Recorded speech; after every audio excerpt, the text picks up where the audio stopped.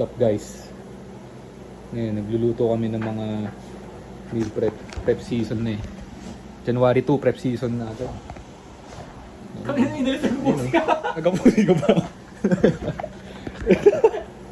Prep season na. So, January 2. Si Daryl, nag-prep for Genesis. Oo, May 19, Genesis yun. So, newcomer, tsaka sabak din kami ng novice.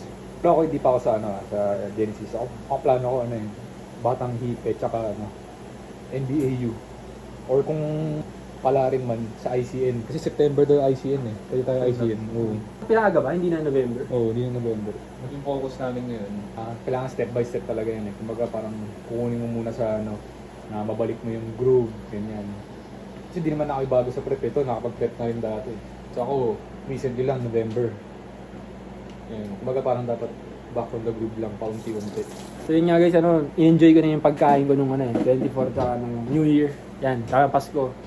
Kasi sabi sa akin ng coach yan, Dilon, na kainin ko na lahat ng gusto ko kasi nga, pagdating ng January, wala na. Seryoso na sa pagkain, balik tayo sa chicken breast. Kumbaga, balik tayo sa protocol ng pagkain natin, gano'n. Sa akin kaya ako biglang nag-prep kasi hina-high blood ako eh. Hina-hypertension ako. Kanina Si Pata pa more. Oo, baka na akong si Pata. Puta. So today is January 3. Ayan, nag-fasted cardio ako. Sinasabayan ko ng Clash of Clans para hindi tayo ma-board. Kasi nakaka-boring pag nagka-cardio wala kang ginagawa eh. After nito, magluluto na ako ng meal ko. Then mamayang gabi, mag-gym na kami ni Dilon. Yung mamaya sa workout. So kakasundo ko lang kay Chloe and mamaya mag-gym na kami ni Dilon. Inaantay ko lang si Dilon actually kasi galing pa siya sa home care niya. And kumain muna si Chloe, sinamahan ko muna siya. Bawal siya kumain guys. Ayos siya. Ako walang kinakain.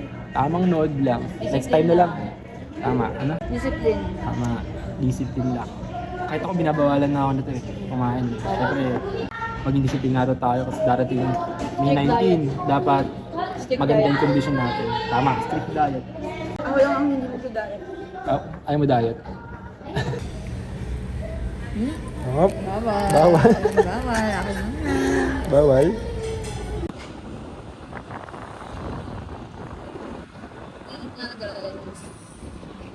Atid niya na ako sa bahay. Huwag ko lang siya.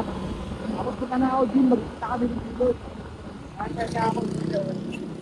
Gym na sila. At yun na nga, nahatid ko na nga siya. And bye-bye na. I love you. Bye guys. Love you. Dito na ako sa gym. Let's go. Workout na. Uy, sige na. Sige na. Warm up time.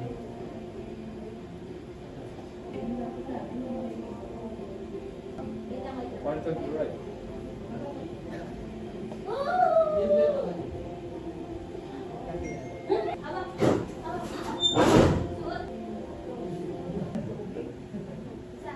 Banat na, let's go! Grabe oh. Wow. Kaya natulog ang puto. Busy.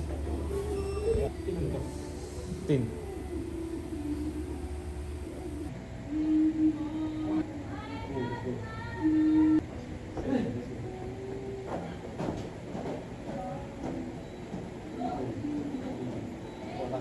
First exercise done.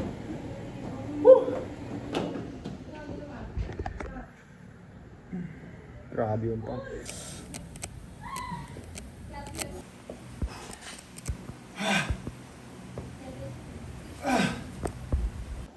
Grabe, para ako magpapass out sa workout namin.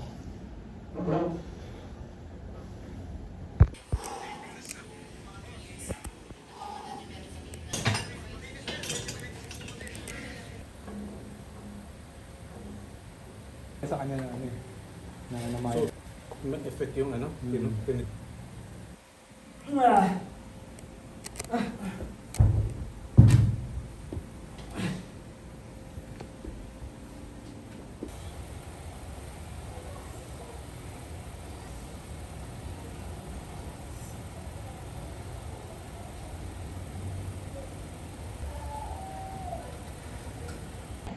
Basta workout namin, papahinga na kami. Grabe, naubos ako sa workout na yun. Sobrang solid ng workout namin ngayon. Kaya pala ako nanghihina. Hindi ko napasukan ng carbs kaninang umaga. Nasabi pala ng Dilon, dapat pala umaga ako pinasok yung carbs ko. Kaso nalimutan ko ipasok, kaya yan, nanghihina ako para ako magpa-pass out. Uwi na!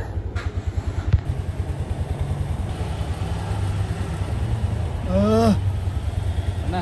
Yeah. Sige, sabay na. Sunod ako sa'yo. Nautusan pa nga magsara ng gate.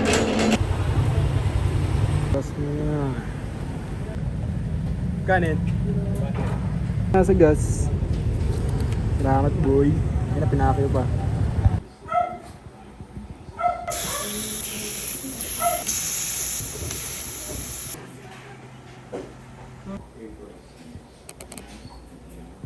Ngayon ko pa nga lang, ipapasok yung carbs.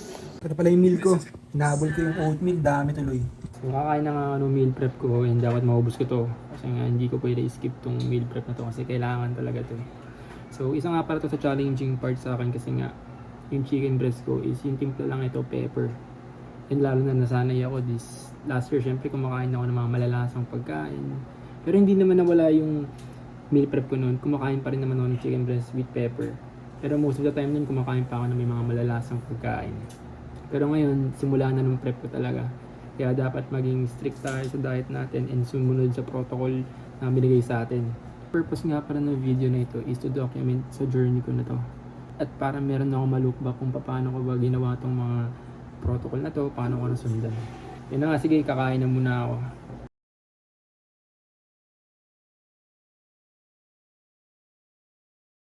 Finally, natapos ko na yung pagkain ko. Grabe, nakakabundat. Ito nga pala si Dylan, ngayon pa na gumagawa ng pagkain niya. Coach, siya nga pala gumawa ng protocol to. So itong video na to is for January 2 and 3 lang, and kasi nga pag dinire-diretso ko to hanggang May 19, sobrang haba nito. And na-update ko kayo sa physique ko next week. Let's go!